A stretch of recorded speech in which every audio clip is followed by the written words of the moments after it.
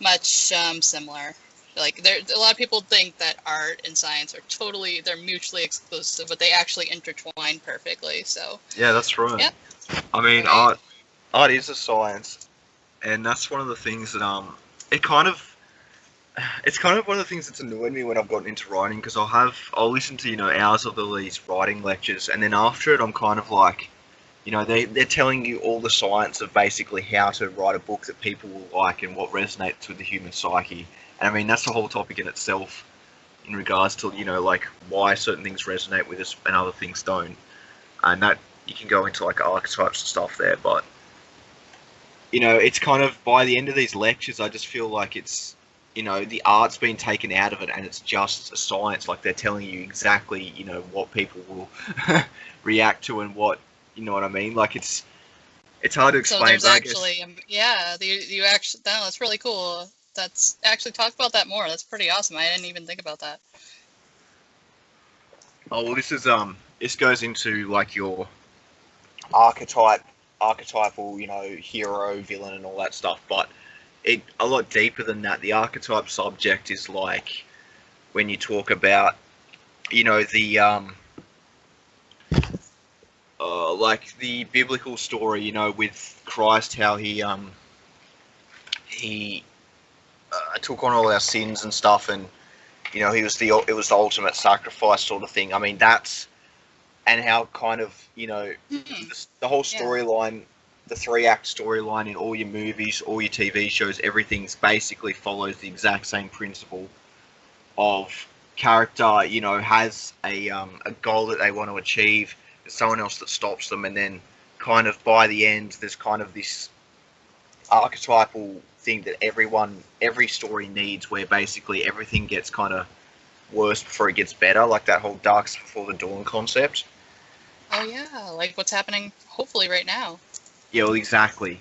That's like David Wilcock was talking about that in one of his recent videos, and it really stuck with me because he kind of was like that whole concept in just every form of fiction and everything pretty much, even in like your stupid romantic comedies where it's like, oh, is he going to get the girl or isn't, oh, and they're split up, they're not Right. talking and stuff. But it's that whole concept is like that archetype is built into us on some level, like there's something there that resonates. Yeah, it's on like yeah, you're right. I mean, pretty much there are exceptions to this, but that's the formula for a lot of things, and it works every time. You know, if it is compelling or it is good, it usually has that formula. So, Yeah, yeah, oh, there are exceptions to that though. Like if you get into Hayao Miyazaki's sort of stuff, he yeah, goes into ambivalence and all that, and his stuff is kind of, I guess I could say it's esoteric. So what you're talking about is something that will appeal to a lot of people. yeah. Um, no, that's really cool though. So that's what you've been looking into to write your stories, to write your uh book. I've just been I've had a bit of everything on a like I listened to like just a lot of the top, author, they call themselves author tube, like the or bookish YouTubers. Um, like I've had a lot of Alexa Don on. She's pretty good. Brandon Sanderson's just intense. And he's Brandon Sanderson, that's pretty cool. Like I gotta look up his stuff. he well, yeah, he's a fantasy writer that's really prolific, and he's based as fuck. He's done all these university lectures, and he's actually just said, he straight up says at the start of one of his lectures, the first part of it, and there's like 25 parts or whatever, because they're all individual university lectures he's done, but he says Oh straight yeah, up they at the could go start, for a long time. yeah, he says straight up, you can, you're free to record this and put it online. So people did, and now, you've got all these high quality university lectures to access for free, and it's awesome. That's right, because I mean that's what, a lot of things we can get into, because we're going to be getting into a lot of really cool stuff and a lot of crazy stuff. But a lot of it is that we're sort of conditioned to think, oh, you got to go to a really prestigious university to even begin to start to learn anything, when all this information is actually not only free, but it's better. I mean, I've Well, that's looked up right. stuff. It's way more. You can get more out of it if you just. And the thing with Research. universities, yeah, the thing with universities too these days is just the agendas behind their teaching and stuff. You know, they've a lot of the core messages have been warped or eroded to suit certain agendas and stuff. Like, I don't want to go too political one way or the other or whatever, but you know what I mean. They're forcing No, you're certain right. structures Yeah. down students' throats that changes their entire worldview and the way they see the lens through which they view the world is being molded at those critical stages. You know what I mean? And they come out of it and they're just like full commies and shit, and it's like Exactly. Okay, so no, that's true, and that, oh my god, yeah. So no, you're right. So a lot of the stuff that we learn, we're very smart. I mean, we can learn a lot in a short span of time, especially if we're passionate about it. But That's these right. universities are keeping us in school for a long time because they want to condition us, like you said. They want to mold us, make us pliable, and suit the agenda. And there's a lot going on right now that really leads me to believe, yeah, it can lead to this really highly socialist, communist way of thinking. Everything about university is just the symbolism behind it. If you look into everything, it's really messed up. Yeah, so no, you're spot on. I totally agree. So. Yeah, do you want to talk about your like coronavirus experience, or Sure. I literally just have had a really fucking intense experience with Right. DMT, so that's something I can talk about at length. But it's interesting because it kind of the experience unfolds over a certain amount of days after you've had it. You still kind of remember back to things, and it's just there's so much you've got to process because, I mean, to put it simply, I felt like I lived like 1,000 other lifetimes and then was kind of shot back into this one. So everything kind of. Oh my god, it's so crazy. I can tell you. Have you seen Rick and Morty? Oh yeah, I've seen all the Rick and Mortys. Yeah. No, You know the episode. not the new season though. Yeah, I haven't either. You know the episode where he plays the arcade game and lives that whole guy's life and he's shot back out at the end. Oh my god, was that it? Was that what it was that's like? basically it. Like, you can tell the creators of Rick and Morty have done it because it's that. They've done it. They just made a thing saying, "That's insane." Oh my god, I can't even imagine. I know I have yeah, I can get into some of my experiences too. Not as intense as that because I haven't done. So you did DMT, which is, you said, like an acacia. Yeah. It's and herbs, and so it's like that kind of stuff. So yeah, so what was I going to say? Something about that? Yeah, we could talk about what's going on with the coronavirus right now. But if you want to talk about your experience, like if you really just want to unload about that, you can start with that. It's I'll start with it. It's fresh on my mind. Yeah, go for it. Let's hear it. Okay, so I guess a bit of history. I first tried it as Changa, which is it's interesting.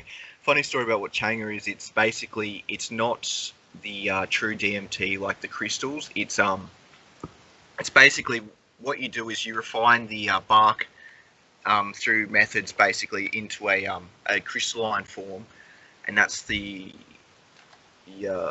form it usually takes. But there's this other form basically you can create with ayahuasca, which is what they use in like the Native American. Like South Americans, like your Aztecs, Incas, and stuff. And they're still using it today, which is really intense shit. But basically, ayahuasca is the Amazonian jungle vine that you see, the strangler vine, and it actually is. It's a compound between that and the active ingredient, which is a it's in every living thing, so it's basically what you extract out. But and that's a whole topic in itself. You know, why is it in every single living thing? Oh, I know. So yeah, very, very briefly. I mean, so DMT is something that our pineal glands will excrete like into our system when we're sleeping. Usually when we're sleeping, but it can happen other times. But it's what's called the spirit molecule. It actually, you can look at it. It has its organic chemistry. They actually have it like drawn out. Yeah. So it's a thing. So what you're basically doing is you're pumping yourself up with it. Yeah. Anyway, going back to what I was saying, the Changa is basically kind of like a go-between, but like version of the crystals, because instead of refining it, you're just smoking it as it is. But that ayahuasca component of it actually bridges the gap, sort of thing. Like it's an inhibitor. I can't tell you the exact ways it works and the names and stuff right now, but it's basically kind of like a cheat code sort of thing, so you don't refine it. Nice.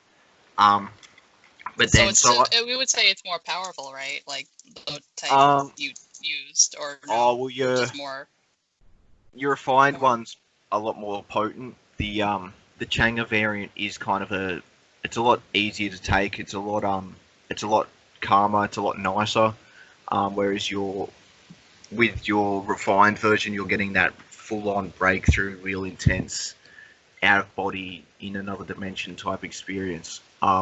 Oh my goodness, that's crazy. Yeah, so previously I tried the Changa.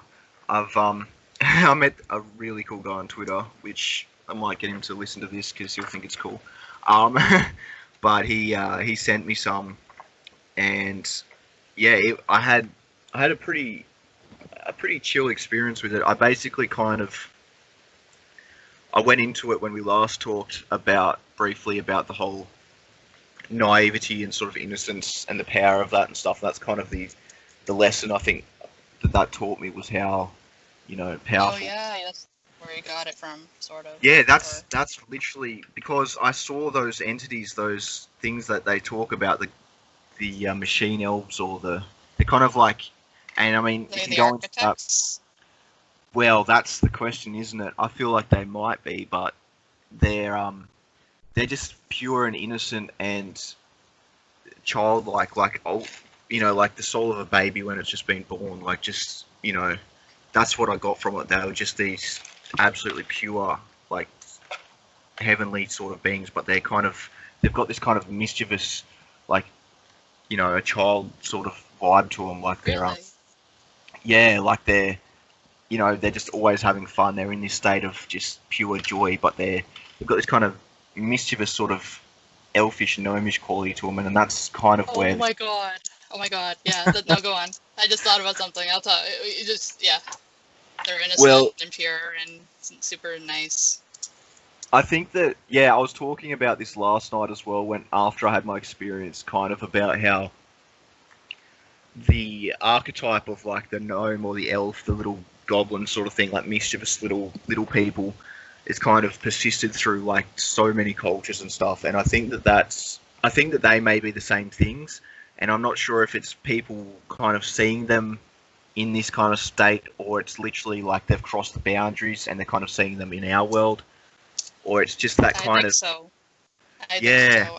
Yeah. No. So not to interrupt. I mean, Yeah, I you're right. actually have a story about the we call them, like, I call them the duendes or the gnomes, but yeah, Yep. no, just describe them more, like more about your experience with them or the history behind them first.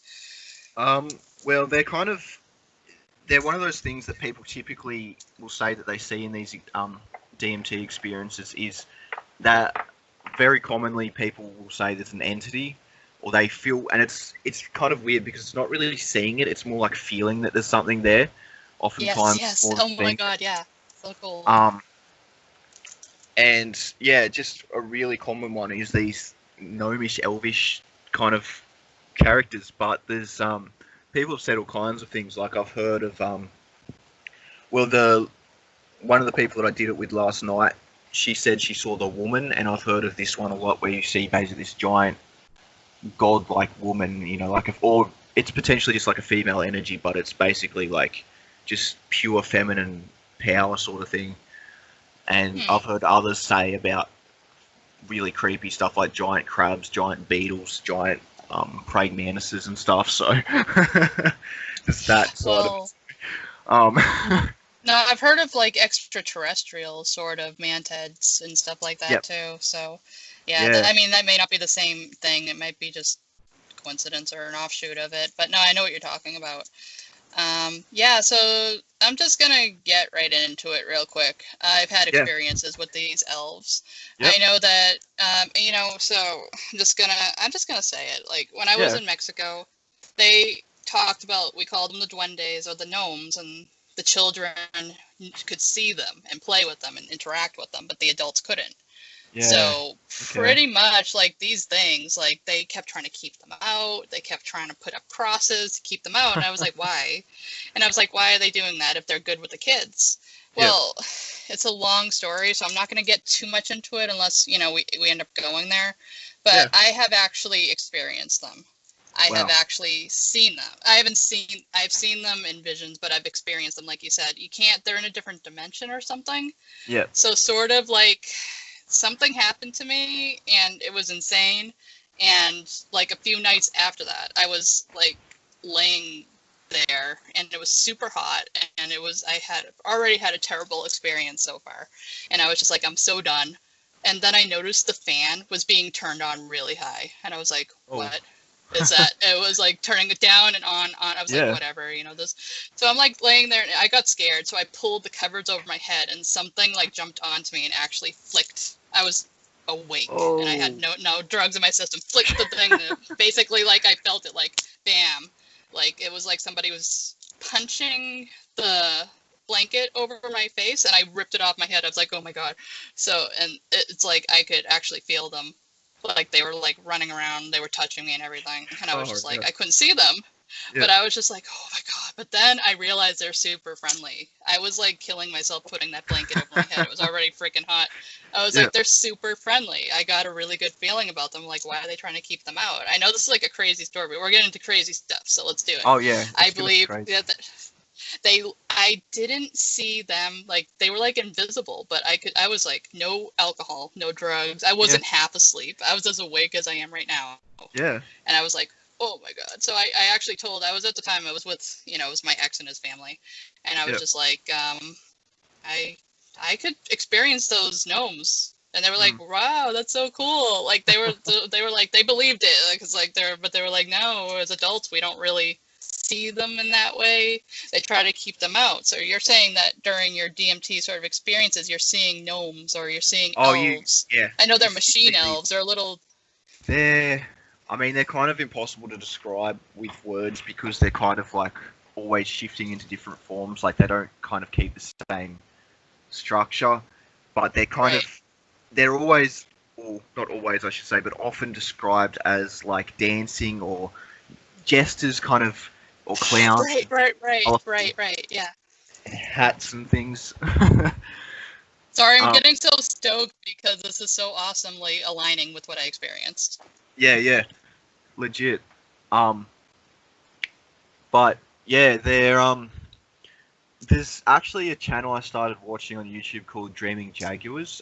They're really interesting. They're these two kind of older British guys just walking around in the countryside, but they basically just talk about DMT entities and stuff. But they're very beautiful videos, like really well made. Like sorry, I keep bumping the mic. I listened to one, like you sent me one, and they were talking about the machine elves and how they take DMT and they'd see like the crabs looking at them and stuff like that. Like, why are you here? Yeah.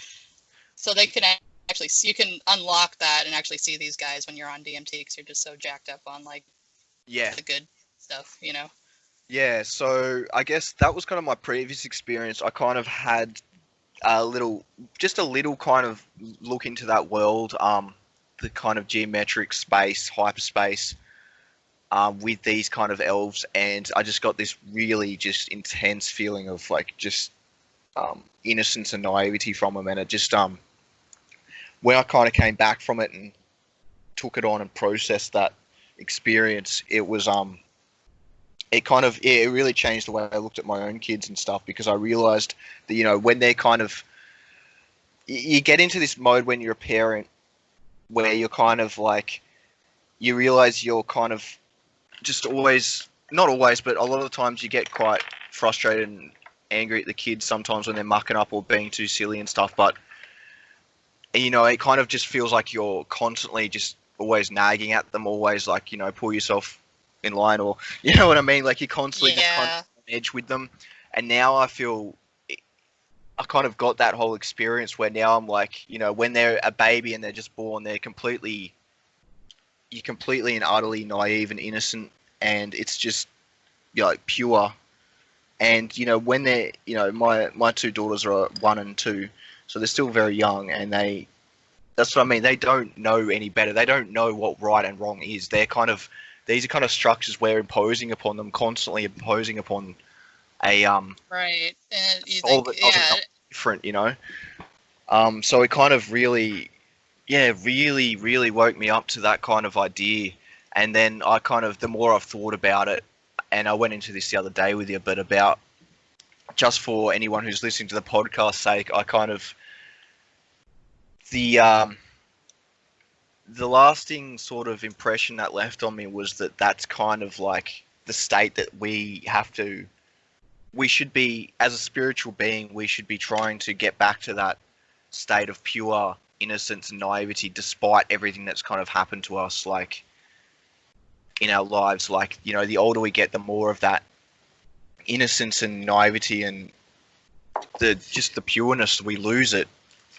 And yep. I think the goal of spiritually awakening and like becoming,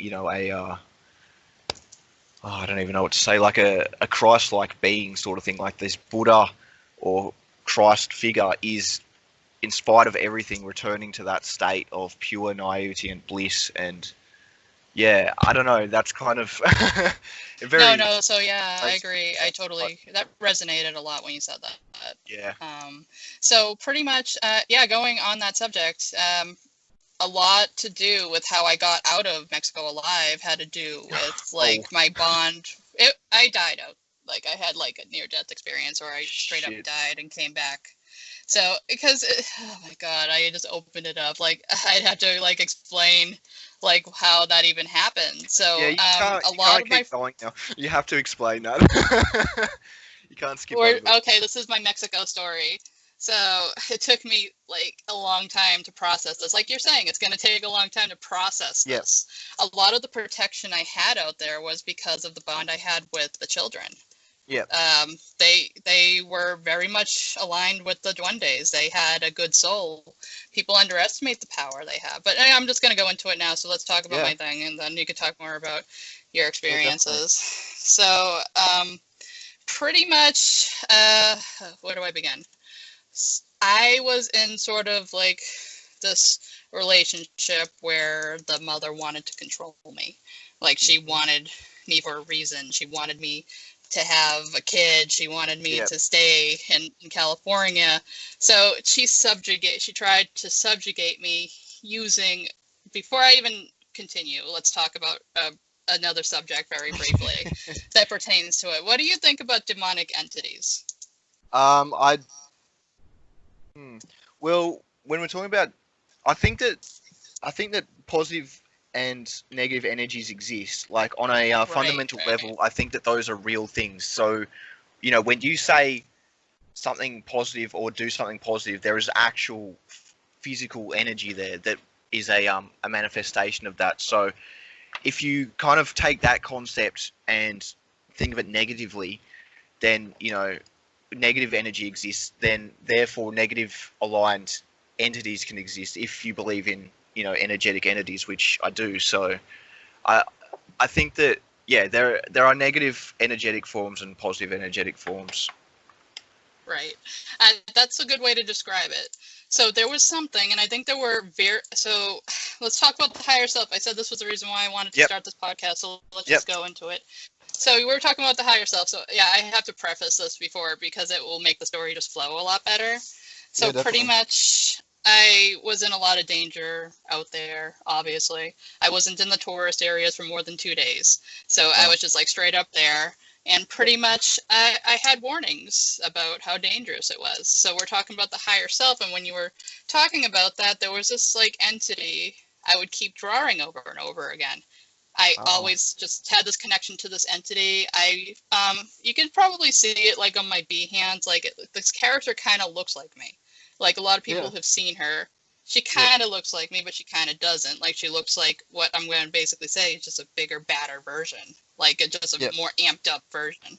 And Yeah, for sure. definitely there was a difference. There's a difference. And she always was adorned in some sort of a cloak or some sort of sunglasses and some sort of like armor, but it was a Yeah. thin armor, and it wasn't black. Like in hindsight, it was like a maroon red. But I would see this entity like about a month before I went down there. Almost every day I had these jarring dreams where she was literally saying, "I'm worried about you, don't go." Like literally, like she showed me this entity, this thing, this, I call it a hellhound. It didn't literally look like a dog, but it was tied down. She had like what looked like some sort of a weapon to its head, like, and she was just like, "I'm worried about you." Shit. Oh my god, it's like actually making me emotional. But I Yeah. still went. And so I had this dream that I conceded to go like an idiot. And she was just like, in one dream, she's like, all right. So she went into what I think is the Akashka records, my Akashka Oh, records. whoa. She went there, got a book out, and she took like, like from Avatar, those really pure spirits, like those things, those little dandelion looking things. She took something like that out of the palm of her hand.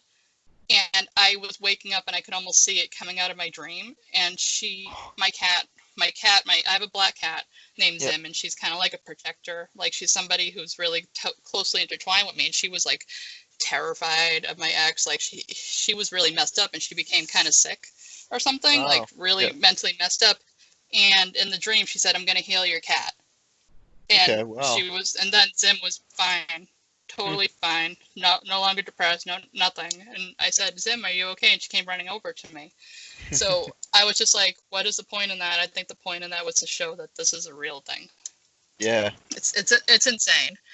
But pretty much, so incredible. Whatever, it's crazy. Like part of me, because we're conditioned to believe these things aren't real. Yeah. So I'm just like, is this even real? Like, is this a bunch of BS? This might be my artistic, creative mind going crazy, and this is a character I created. So it's just like, but she wasn't. She's something I came up with for a reason. And so she's like, then I go, one thing leads to another. I have like these, so I think that was my higher self. I used to think this was like a spirit guide. In a way, it is a spirit guide, but I thought it wasn't me. But in a way, it was, because like your higher self is outside of you, sort of guiding you. Yeah. So this is the crazy, crazy part. The stuff she was wearing was representative of a scorpion. So like that's a scorpion armor, and that's what I don't really get into that with people, but I will get into it now. Yep. So pretty much, I used to have dreams before that about a scorpion on the ceiling, and it would drop into my solar plexus, and it was really jarring, stuff like that. So that's a separate thing, and I'm kind of like convoluting everything. So we'll just go back into the concept of demons now. So I didn't believe in demons. I don't know. I believed in a lot of stuff, but demons were like, I listened to people like Sylvia Brown and stuff like that, who turned out to be kind of fake. She was like fakey, and she was saying there's no such thing as a demon. There's no such thing as that negative entity like that. So she didn't believe in any of that. And so I was just like, I don't believe in them. So I went down there. I had a lot of other visions in the meantime, but I won't get into that because it's going to make this really long. But pretty much, there was something in this house that we went to. And they told me about it. They said this entity would take her family members and choke them. Like, if there's a baby in a crib, it would rattle the baby, try to actually kill the kids. Like, this thing was evil as hell.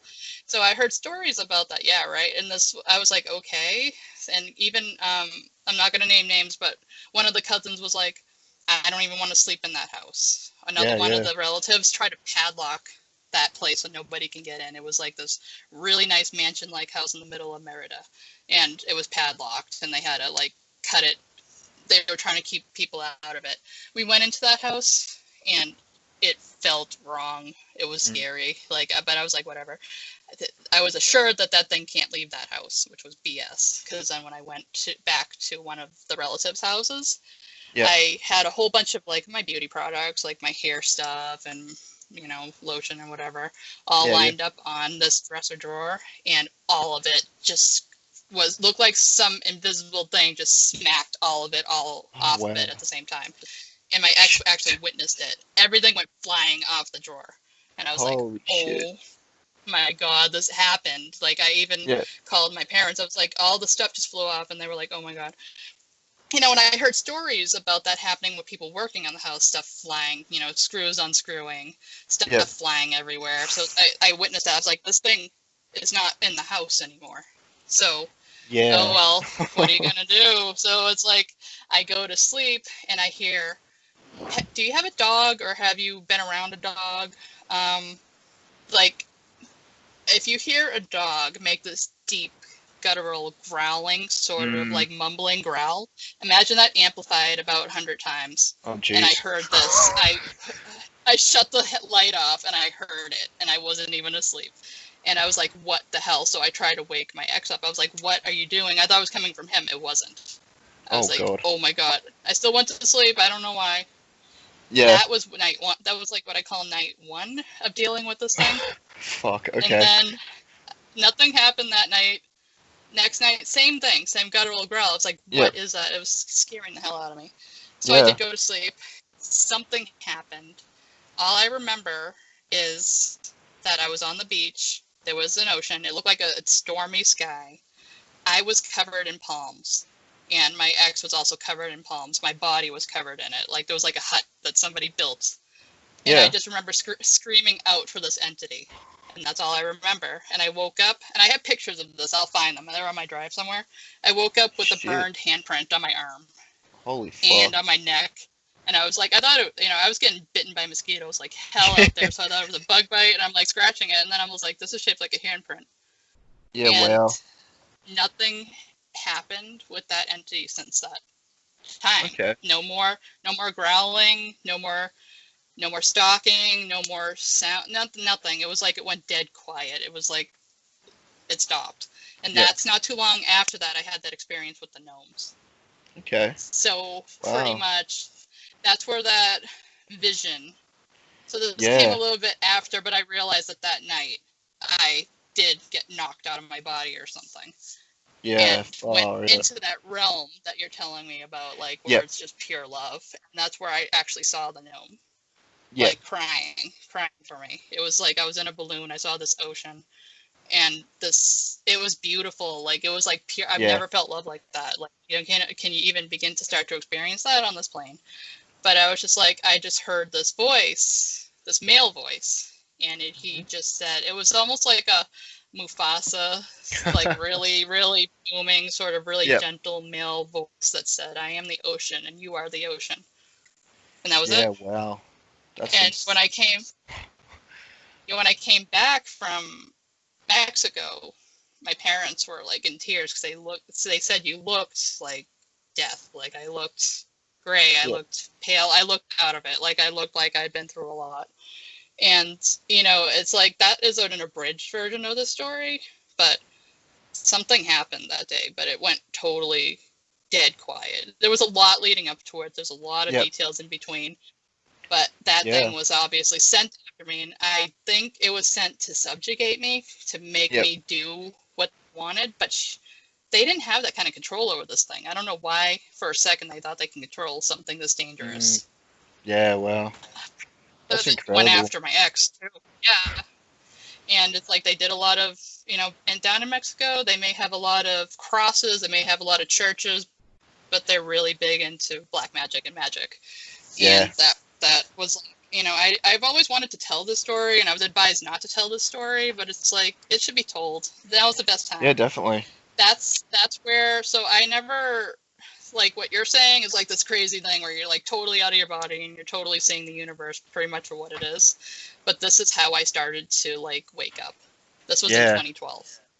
Yeah, that's far out. That's way more intense than anything I can recall. I can't compete with that one.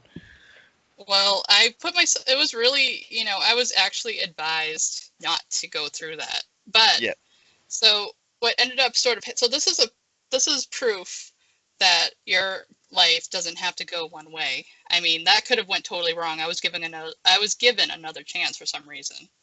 Like and it wasn't like the death experience, like people like, oh my God, I went into a black hole and I was warned if I don't change my ways that I'm gonna go to hell or something. No, this was pure love, and I can't verify this because a lot of what happens with us is stuff we just can't really prove. Yeah, exactly. But I can go back and look at it. I do believe that the gnomes, the duendes, had a lot to do with me coming back. Like, Yeah. I do believe that they stepped in and said, you know what, like, I do believe they're healers. I do believe that they're very pure entities, and I do believe that they will help you if they, you know, they find that there's something about you that's worth keeping around, I guess. But, so here's another really interesting thing that this is another interesting detail. So there was a little girl. She was two. No, she just turned 3. Okay, so she was 3. She Yep. loved me. I was hardly around her because I was in the other house because they moved me away from her.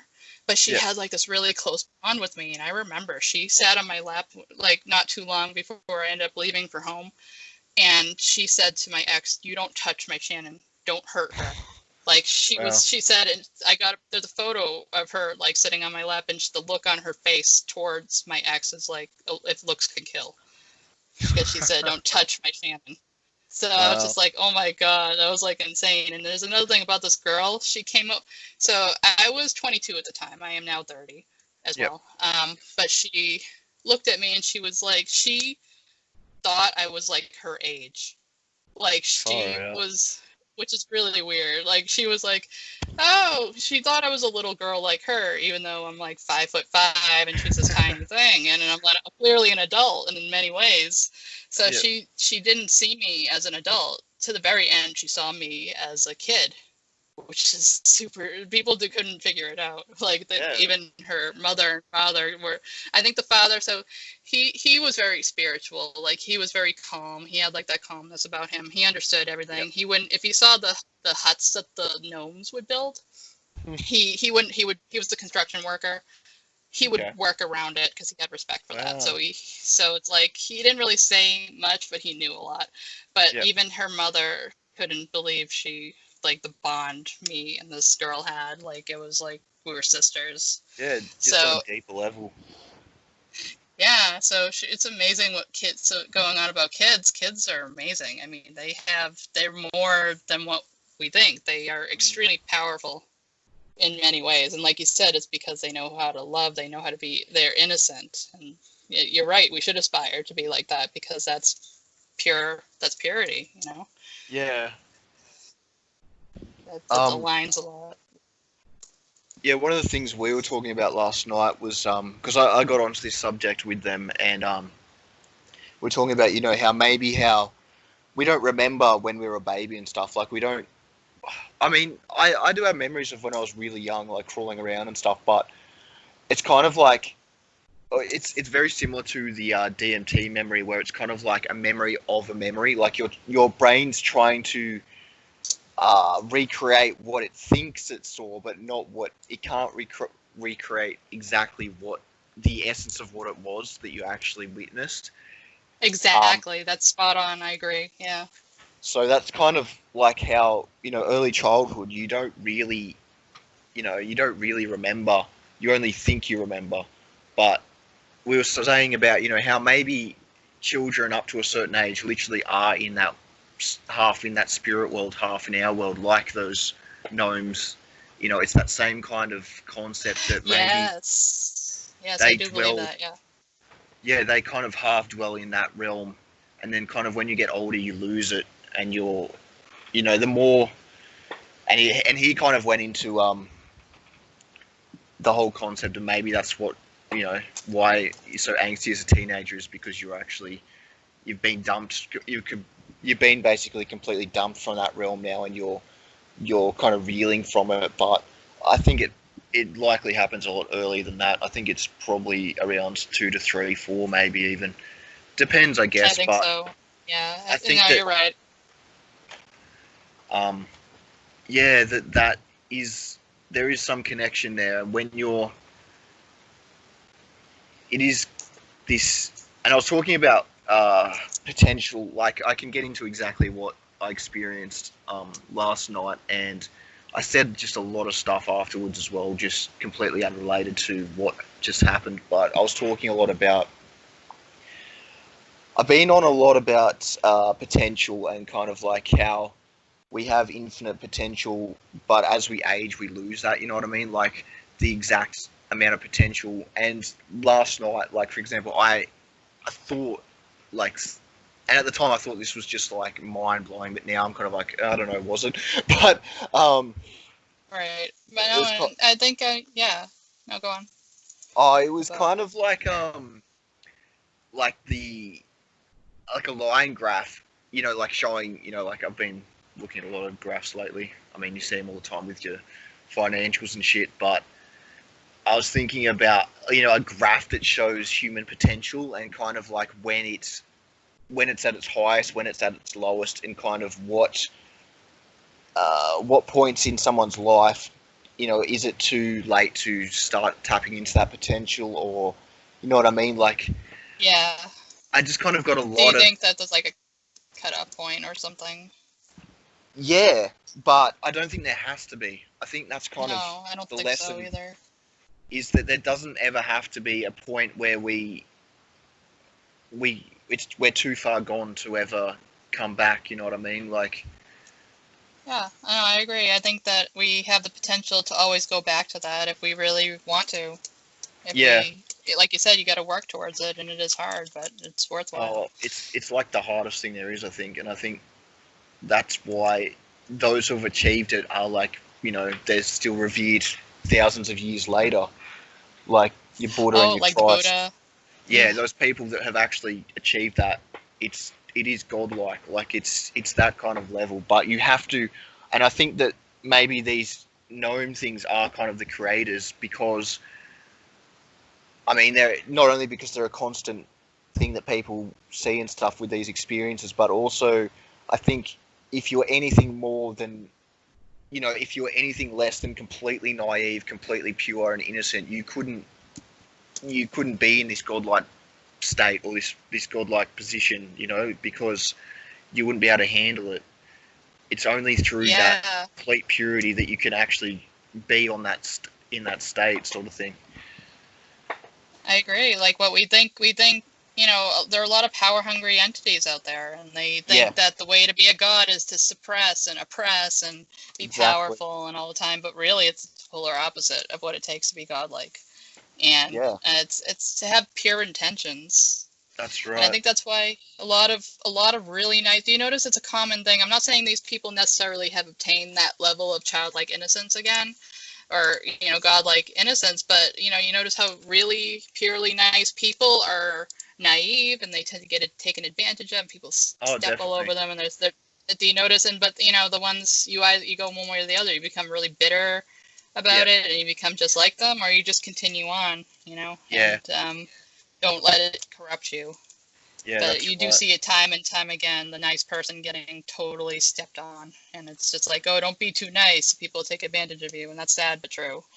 Yeah, But it is something to aspire to, because, like you said, smile in the face of pain and suffering. It really works on every level, like even a smaller, everyday level. I mean, if you're agitated or angry about something, and people who want to see you suffer see you in that state, they're feeding off of it. It's like, oh, this is delicious. It's like, don't yeah, be their Meals on Wheels. Just kind of like smile and be like, I'm that's fine right. despite that. It gets them every time, and I've witnessed it. Like, it just they don't understand. They're like, how can they be happy despite this? It gets Yeah, them. So you're right.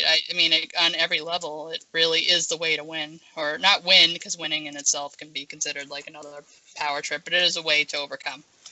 yeah, definitely. And I think that look, I'll get into my experience that I've just had now if you're interested. And it was Yes. it was difficult and it was hard. Like, we basically, we got these friends basically who've been making this stuff, and they're going like full spiritual guru mode. Like, they really want to kind of offer this to people in like a spiritual retreat type setting, and to help people overcome stuff. Like, they're really really pushing hard down that path right now. Um, but they've It's good just though. I made, think we need more of it. yeah, Um, definitely. Um, but for me, it was kind of, and they've mostly had positive experiences from it, and they want to share that. And for me, I think I was a bit of a wake up call for them, actually, because I had this really intense, and I wouldn't say it was negative, because I mean, it was scary. Like, let's put it that way, it was scary beyond oh yeah, anything. I But agree. it's that real existential horror. Like, that you're kind of like you're so small in the grand scheme of things. And this is kind of basically my experience was I I was just living this whole other life somewhere else, and I was Oh potentially my god, so you thousands of others. literally were living a whole life in probably what is Earth time, just like hours or something. So you lived It another was life. mere minute. It was seconds, potentially minutes. Like time kind of becomes irrelevant because time doesn't exist in this realm. But It um, doesn't now. it could have been an eternity, and it could have been 5 seconds. Like it's the same thing. But Right, because yeah, so you lived another life. What was this life like? And I can't really remember it.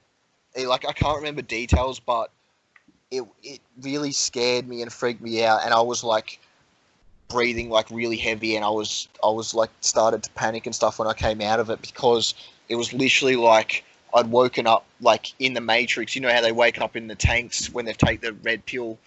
oh my god, really? That's Oh my how god. I could describe it, and it's horrifying. Like it's kind of liberating, but it's absolutely horrifying at the same time, because you realize like that where we are now is only like the tiniest slice of our entire existence. Like we're potentially living the exact same life as this same soul over millions and millions of separate lives, Mhm. and that well, that's kind of what I got out of it. But it was so crazy intense. Like and the thing that really shocked me even more about it was when I came back into my body, and I didn't really even know where I was or who I was, and it kind of took me a while to reacclimate where exactly I Oh was. my god, Was that's I so in the same amazing. universe that I left in, or am I on a slightly different parallel one? Or Oh, I know, because you don't know. Like, have you noticed any anomalies that might lead you to believe this is a no, different? No. but Okay, so I it's the kind same of one.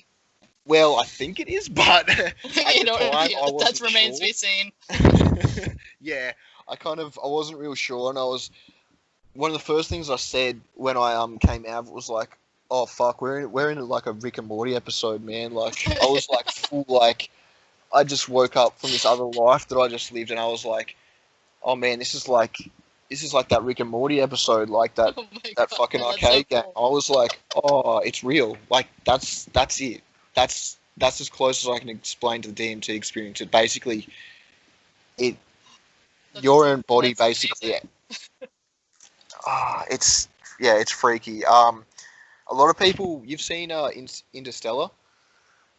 Yes, yes. Oh, yes. Was it like that? Yeah, that end sequence where he's in the kind of the library sort of thing. Yeah, it's Right. that's very very close to it as well. Oh my god. So, like, I was gonna say something about. I forgot. Go on. Oh, get there. So pretty much, it was. I have no words. You think that my experience was intense? That just sounds like you literally saw the Matrix and you literally saw what everything is. Now you're back here, and you just gotta like continue. Oh yeah, and I just it's hard. Yeah, it's very hard to process that. Like I I really don't feel like I was ready for what it was showing me. Like I just because they were saying like when I was in it, I was like wrenching my body around. I was like like full on like crying and stuff. Like I wasn't. Some people literally like break down and scream and have like horrific experiences, and it wasn't like that. But I was very like following it. I was quite distraught and upset and stuff just because it was just so intense, and it was so like alien and um No, yeah, no, disorientating. that makes it makes sense to me. Yeah, no, that makes sense because even I have come to believe that an experience can make you cry, it can make you real, almost in pain, but it's not necessarily negative. It's just so intense that it's hard to Oh, take. that's it. Yeah, Yeah. it's literally like you've have you played like VR games or been in Oh VR? yeah. It's Yep. like it literally felt to me when I first took that first toke was like I'd just taken the VR goggles off of my entire life, you know what I mean? And like this entire life was basically just like an illusion, and I just took the goggles off, and this is my real life where I've always been the entire time. Like it feels Really. it So that feels realer than other real. realm. oh yeah, it feels real, more real than this reality when you're there, and it feels like when you're there that this reality that you're in now is like the fake one, and that's the real one. Like Oh, it's nice. really quite. Oh yeah, I mean, Oh, no, I'm still I kind of believe it. processing it now, but it's No, I mean, wow. it's so I've had dream, because I don't know if I just pump out like my brain, my pineal gland, just like here's all the DMT, because I've had dreams like that where I felt like when I woke up, this is like the fake reality. I had Yeah. this insane dream. This is sort of reminds me, obviously, what you experienced was probably millions of times more intense, but on a smaller sort of scale, I had this dream that I felt like I was actually there. I don't even know if I was me. Like, I don't even know if I was someone else. Did you feel like you were somebody else in these realities, or did you feel like you were just Um, you on a different sort of timeline? yeah, I guess it's hard to explain because you carry your own it's still your own conscious that's there, but it's like without everything attached to it. Like you completely, it doesn't let in ego. There's no ego allowed in this zone. You bring an ego and it kicks you the fuck out. Like you can't Oh, carry okay. that with you when you Yeah. go there, um, because it really So, shows you who you really are. And a lot of people have really bad times and bad trips, basically due to that they're it shows you holds a massive mirror up to you and says, look at you, this is you, like do you like it or not? Because if you don't oh, like it, right, you right. need to work on shit before you come back, like So, did you feel, I mean, I know this might be getting too personal, so if you don't want to say, that's fine. no, you're But right. do you feel like coming out of it, it's like you're now fully aware of what you need to work on, or do you feel like you don't really need to work on anything? Like some people might uh just be at that level where they don't, but you saw everything.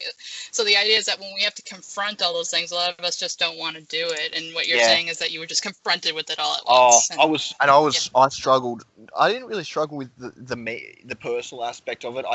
I really fought against going, like, because I felt like I died basically, and like I was leaving my body, and I was fighting against that like really hard because a part of me just was so like horrified by the fact that I was I was leaving my body, but it was freaky when I came back to my body. It literally was like coming down like vertically, like my awareness actually like dropped vertically through the room, and as in I was blasted off into space and right. I was coming back down, and that's Oh my God, yes, that's how it yeah. works. Yeah, like it started at the roof and kind of drifted down, and then I was like, wait, I'm back. Am I back? Am I in my body? Am I still there? Like, Yeah, no, you feel like you're vertically going right back in, like you're up and yeah. down, like the Tower of Terror at Disney World.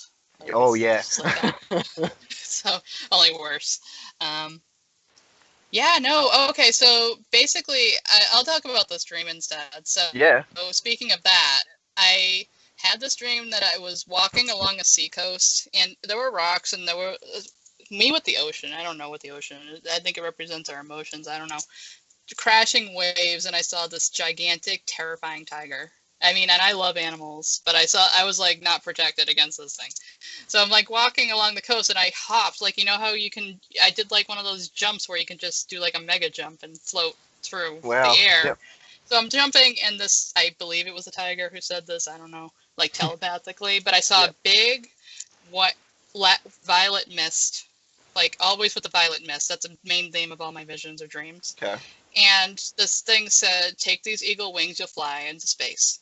And I Wow. literally flew into space. And it felt like, and I fought against it. I was like, oh my God, this is terrifying. I can't deal. Like, it's like that feeling where your Yep. soul feels like it's flipping right out of its Mm. body. Yep. And I did astral project into space, and then I dropped back down. I was just like, what was the point in that? But yeah, so I mean, then I've had a lot of space dreams since then. I've Yeah. Wow. had this I had this dream where I felt like I woke up in another life, like this is the dream we're having right now, and I woke up in my real life, and I was on the moon, and I could dig my hands into the dirt, and I saw it was bright, it was sunny on the moon. It was like so messed up, like, and then I Wow. saw people going into it. I saw a spacecraft, and I saw humans with masks Yeah. on, going into what looked like if you go to a train station that's underground, it looked like they were going into that, and I was just like, what the hell? Like, it felt visceral, it felt real, and I've had many other space dreams since then. Like, ooh, yeah, I'm like, it's insane, and it feels real, and I'm just, yeah. So no, I know what you mean. Then you're dropping back into your body again. Like, it's like, so it's like, I don't know, like. I've had those not as intense as yours, but I think if I took DMT or something, I don't even know. I'd probably never come back. Like, it'd probably be just if I'm being taken out of it. Have you had dreams like that or visions like that without? I've had. Well, I used to have a lot of. You say like space dreams, and mine were like other dimensions. Like I literally, at points in my life, I have woken up from dreams where I've just been like sweating and like horrified because I've literally been dreaming I'm like an alien on a whole other planet, like where nothing makes any physical sense that it does here, and the beings are like cool. not even, you can't even describe it. It's like, yeah, I've had like full on interdimensional dreams and stuff, and then the dreams I have on a day-to-day basis or nightly basis are kind of, they're just really weird. They're kind of I mean, it's like then you get the weird dreams. Yeah, but I think that's normal. Yeah, it's like I can separate the vision dreams from the dream dreams because like one of them just feels odd and the other one feels like you're breathing. You can smell, taste, like you feel like you're there, and it has an actual coherent meaning. Yeah. Like, it's not just like, here's a mall and here's a person, I don't know, and it's like, here's a dog, I don't know. But the thing is that, so I think that's what sort of separates it out for me. Yep. But I just called, so I've had dreams like that, and I've had, obviously, awake experiences like that. And, okay, so I've listened to people talk about, so do you want to go on to extraterrestrials real quick, or do you want to just go on to a different subject? Because do you feel like you've been abducted? Do you feel like you remember being abducted? I don't have any specific memories of being abducted, but I'll tell you I had a lot of weird experiences as a kid, and I was always just fascinated, like crazy fascinated. I mean, I still am with aliens and UFOs. That whole concept, I was really into it as a kid, but I had a lot of really strange experiences as a kid. Like I'd have, but I can't tell you if I was ever specifically abducted per se, but I have seen a lot of UFOs. I've seen like orbs and lights and stuff. Oh yeah, chances are if you've actually seen the UFOs, you probably so. For what I understand, they abduct all the time. I mean, there are people saying that are trying to disclose, saying pretty much that the sky would be blacked out if they didn't have the cloaking devices. Oh yeah, that's kind of messed up. But the chances are, if you've probably seen one, you probably have been, or maybe I can't say that you definitely have been, but from what I understand, that seems like the case. It may not be in your case, but I have been. It's definitely. Oh yeah. Wow. They drug. I don't know what kind of drugs do they have. Like they drug the ever living hell out of you. That's the thing is that like here when we anesthetize animals and stuff like that, I'm sure maybe they feel similarly to these experiences. Yeah. But yeah, I've seen UFOs, and it's like you hear these stories. It's the same thing over and over again. What these things look like. Yeah. They have the big black eyes and the gray skin. Those are biohazard suits, I believe. They may look like that. But I remember I had this. Oh my god, it was like pretty much I think they abduct everyone. I don't think anyone. I feel like people do end up on the table in one of the spaceships at some point. Yeah. I think they're benevolent though. Like these. Obviously, I'm still here, but pretty much what I remember is on the table, all looking at me. I could see like the glare. This is from like this hazy, like imagine coming out of anesthesia, but like way worse. Yeah. Like I don't know if you ever had surgery, and I could see the eye shine behind their goggles, And it Wow. just looked like they were shocked because I literally just remember sitting up and like I was gonna just kind of walk off the table, like okay, all Yep. right, I'm gonna head out. Like they, I think they were And just they're like, like, you shouldn't be awake yet. yeah, they were looking with pure shock and horror, like in their eyes. Like I could see it behind the black goggles. They may have been the human type aliens, but they might have been like what they talk about, like the Evens or the Greys. But they weren't mean. They were just surprised, like because I don't think that they're above us in a lot of ways, like spiritually, physically, technologically. But they are also in a body. Yeah. So if they're in a body, that means that they haven't ascended to what they call rainbow body. I mean, anything that has a vessel is still growing and learning. So, yeah, literally, there were like 6 or 7 of them, Yeah, wow. and then it's like I was just conked out again.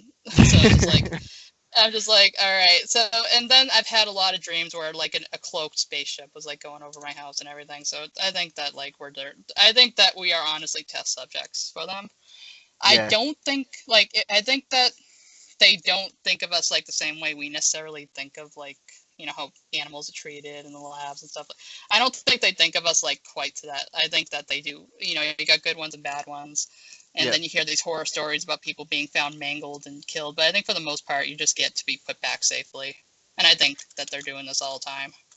Yeah, I'd say so. Like, it's kind of their operations are so far out of our like realm of understanding that we can't really even comprehend who or what they are, what they're doing. You know what I mean? Like, it's one of those things that's like so beyond our comprehension that we can't even begin to understand that stuff yet. Like, we're just not that advanced yet, and we're still kind of on that level where we are just like lab rats for them, sort of thing. But what their goals are and their methods and things are just they're so beyond our Yeah, our they realms have of the understanding. capability.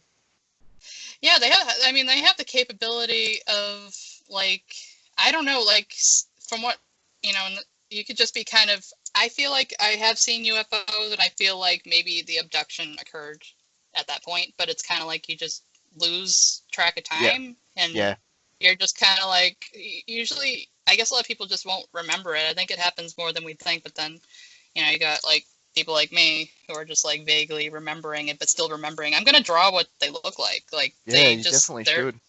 they like they were wearing suits though.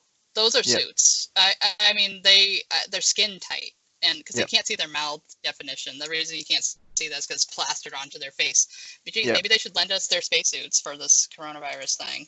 We can protect ourselves because But yeah, sure. so I don't think these guys were bad. Like I think we are just unfortunately just test subjects for them, and they do a lot of stuff and they collect a lot of stuff, and that's some I've heard of people have really good experiences. Like they remember being walked around the ship and being able to see outside the ship, but I don't remember that.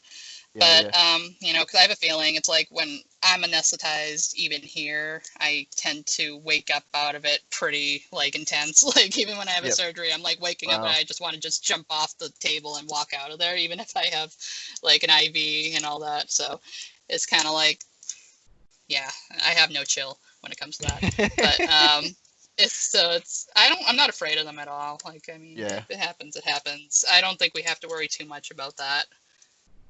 Usually, but yeah, so I think no, they're definitely out there, and there are a bunch of different species, right? I mean, I don't think there's like from what I understand, sure. There's infinite universes, infinite solar systems. But yeah, so I do believe in aliens and people. There are a lot of people who just will be like, no, they'll shut you right down. Absolutely not. We're all that is, and I was like, okay, I cannot stand it. Because it's like really, this is it. This out of all these, we're in the Milky Way. That's just one galaxy. I think one solar system. So exactly. So I think